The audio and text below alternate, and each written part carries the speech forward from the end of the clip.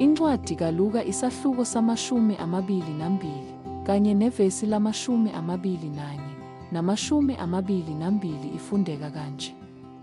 Kodwa bhekani, isandla songikhaphelayo sinami etafuleni. Nempela iNdodana yoMuntu iyahamba njengokumisiweyo, kepha maye kulowo muntu ekhashelwa ngaye. Siyakwamukela kumnikelo. Njengoba uJesu ahlanganyela isidlo sakhe sokugcina sePhasika nabafundi, wayengagcini nje ngokumaka isiko elidala, wayembula isivumelwano esisha, isithembiso esabhalwa kudala ngumprofethi uJeremiya, sokuthi uNkulunkulu wayezobhala umthetho wakhe ezinhliziyweni futhi athethelele izono ngomhlatshelo wendodana yakhe. Kodwa kulomzuzu ongcwele, isithunzi sasihlezi etafuleni. Omunye kwabayi-12 angakhetha ukukhaphela. UJesu, ekwazi ngokugcwele lokho okwakuza, kuLuka isahluko sama-22 wathi, "Kodwa bhekani, isandla songikhaphelayo sinami etafuleni, futhi iNdodana yoMuntu ihamba njengokumisiweyo, kepha maye kulowo muntu ekhashelwa ngaye." Nasetafuleni lomusa isono sahlala buthule eduze kwakhe. UJuda wayeseseduze ukuba adle isidlo esifanayo, ukugcwaliseka okubuhlungu kwehubo isahluko sama-41 nevesi lesishiyagalolunye elithi, "Ngisho umngane wami omkhulu engangimethemba, owayehlanganyela isinkwa sami, ungijikele." Kodwa uJesu uyabakhumbuza, kanye nathi, ukuthi nakuba ukukhashelwa kwakhe kwaprofethwa, umthwalo kanye nomphumela wesono kusesephezu kwesono.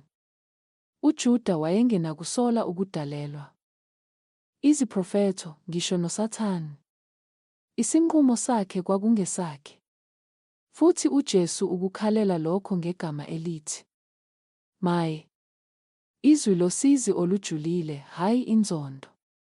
Into esemqoka ukuthi bonke abafundi babesengozini. Hhayi uJuda kuphela.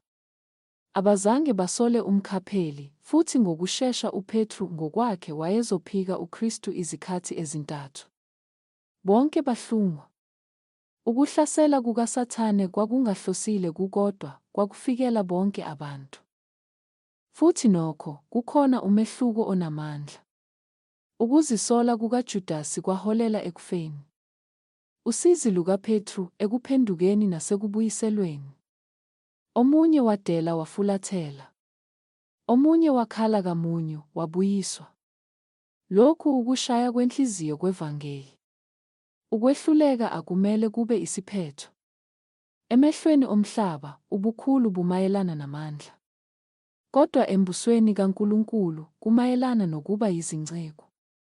UJesu wayelungiselela abafundi bakhe ukuba bahole, hhayi ngamandla, kodwa ngokuthobeka.